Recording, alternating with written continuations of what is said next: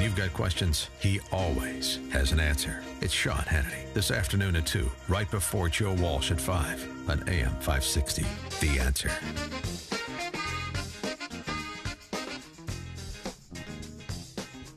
Good morning, Dan and Amy. So the breaking news, Chiron-worthy New York Times story over the weekend that after Trump fired Comey, the FBI initiated a counterintelligence investigation into Trump to determine whether or not he was operating as a Russian agent. Yeah, they went so far as to call him a possible Russian spy.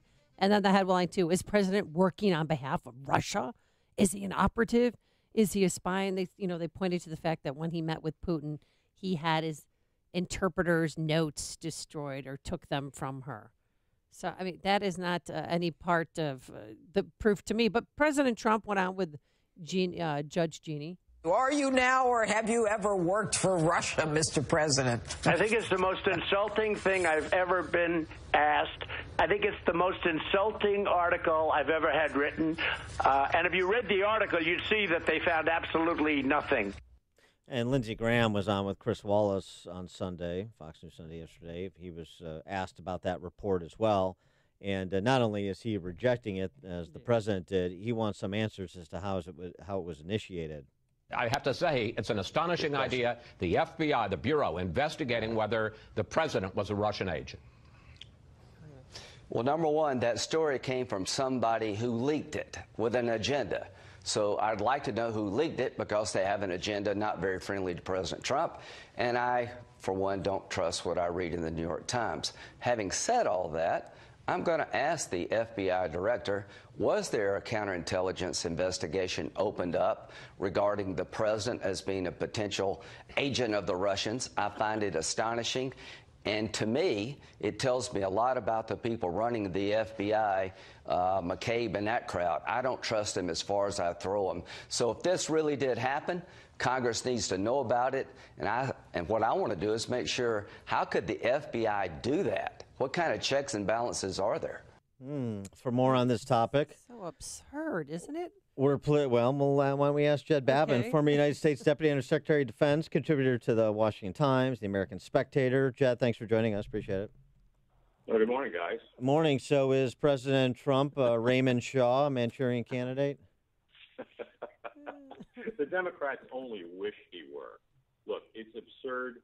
And, the real big trouble to this, and Lindsey Graham went through a whole string of things before he got to the real problem here. If you can't trust the FBI, who in America and the world can you trust? Right now, we can't trust the FBI. This is an enormous scandal. It's an enormous problem. And the new Attorney General, Bill Barr, if he gets confirmed, will have to go in there and clean house. A lot of the people who were the problem, Peter Strzok, Andrew McCabe, James Comey, the worst of all, a lot of those people have been either fired or retired. But at this point, what other people, we don't know what other people were involved.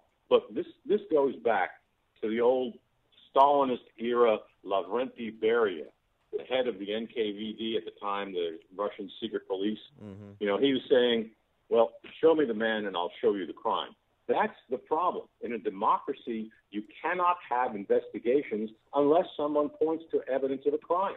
And what you have here is precisely the opposite. You have the Lavrentiy Beria approach, going to find a person, identifying the person you don't like, and then trying to find a crime that they've committed. This is undemocratic. It's a crime against our system of government and against the Constitution. Well, how optimistic are you that perhaps with the new head at the Department of Justice, new Attorney General in William Barr, that some of those concerns you're describing would be addressed? Come on, guys. You know me. I'm the world's ultimate pessimist. Look, Bill Barr, I think, is I don't know him, but I think from what I've heard, he's a very good and honorable man. But he is a big friend of Bob Mueller. They have been lifelong friends. Their wives hang out together.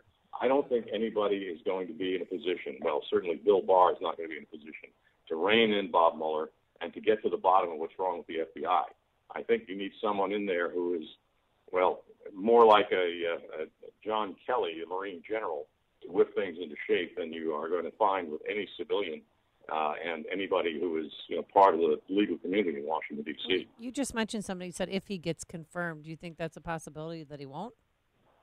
I don't think there's a real possibility there, Amy. I think he's going to get confirmed. I think it's going to be like everything else these days. It's going to be a very ugly confirmation process.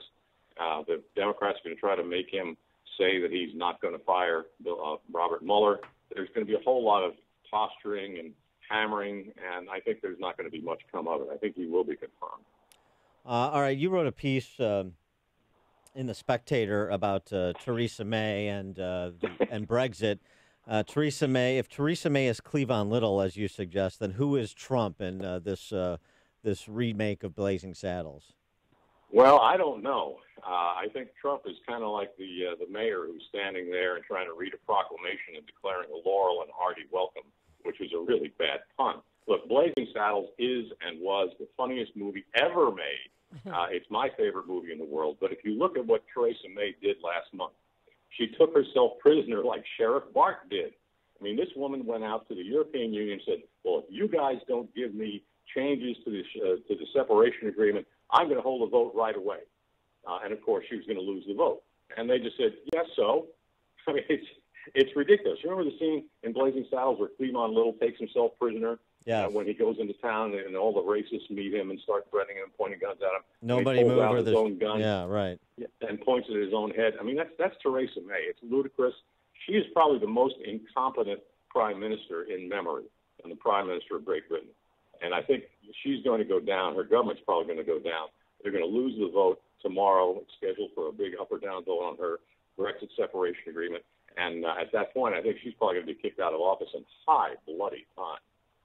Well, she said she's not going to stand for re-election in 2020. I mean, I guess there's always she's not going to last that. Yeah. She's not going to last that long. I mean, good God. Well, so George Will, writing in National Review, referenda delenda est, referenda must be destroyed, remembering my high school Latin. Essentially what he's suggesting is that the exuberance of 2016 is going to go out with a whimper in 2019. Is that what you think is going to happen and should happen?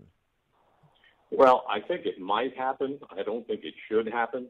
I think Britain, to recover itself from the, frankly, the anti-democratic practices and the encroachment of the European Union, it needs to get out of the European Union.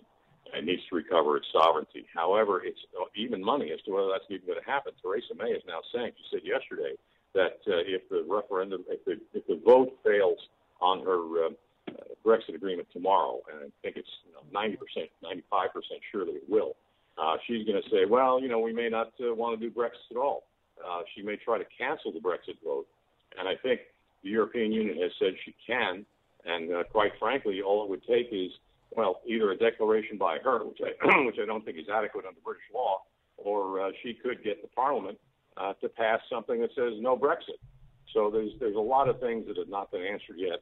And it's great political theater. I mean, we have to watch with some concern because Britain is, after all, a pretty important ally. But at this point, not a damn thing we can do. Should we be watching with some concern the apparent disagreement between John Bolton and President Trump over the exact manner in which there'll be a troop drawdown in Syria? Yeah, we have to figure that out. Trump and Pompeo and Bolton all have to figure that out. Look, we've had Mr. Trump saying yesterday, well, first off, Erdogan, Turkey's president, has been saying he's going to kill all the Kurds as soon as we leave. Bolton has said that he can't do that. We're going to be in Syria as long as Iran is. Trump is pulling people out nevertheless.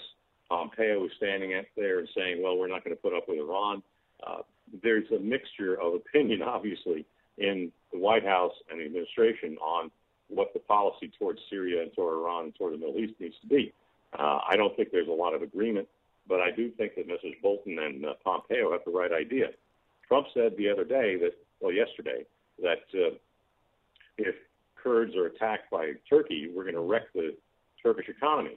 Well, that's not enough, Mr. President. We have to tell Erdogan that if he tries to attack the Kurds, we're going to attack him. And it has to be put in those terms, or, there's no other way to stop this guy. Then he also, I think he is. I'm sorry, go ahead. No. He also talked about creating a 20-mile safe zone. What's that? Yeah, it's kind of a pipe dream. There's Syria's not that big, guys.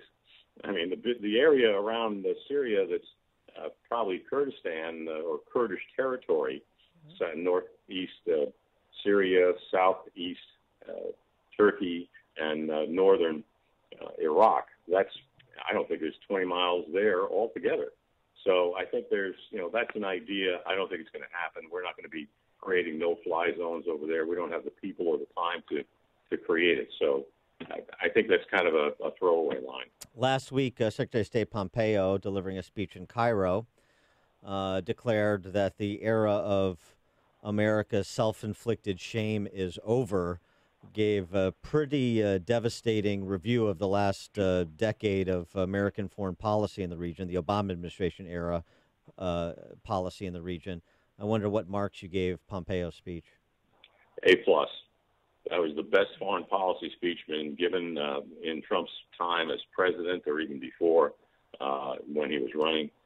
This is the most clear-headed and really best statement of what American policy should be. Whether it's going to be American policy remains to be seen, because Mr. Trump, God love him, but he kind of dips his finger in the pie once in a while, and there's no consistency to what he says. So we need to have that kind of guidance, like Mr. Pompeo's speech, guiding our foreign policy in the Middle East. It remains to be seen what effect it's going to have. I'm not sure it's going to have much. I thought so, too. I thought the speech was excellent. So if I'm thinking like Jed Babbin, then I know I'm in the right place. He is Jed Babbin. Babbin, former. Well, we love Blazing Saddles, too. I went to a screening of it. I went to a screening of it a couple years ago with Mel Brooks, where he then does an hour show after the screening. So jealous. Oh, it was the best Did ever. you ever say that the movie could be made in this time? He says absolutely not. Oh, God, no. Absolutely no not. way. I mean, no way. The racist slurs and all the rest of that stuff. People don't understand that the principal purpose of the movie was to put down racism, to show how really stupid it is. Yes. But right now, I mean, political correctness and all the rest of that, you couldn't remake that movie. I mean, as Mel Brooks himself has said, political correctness is killing American comedy. Yeah, there's no room for parody. Jed Babbin, former United States Deputy Undersecretary of Defense, contributor to the Washington Times and The Spectator. Jed, thanks for joining us. Appreciate it. Thanks, guys. See ya.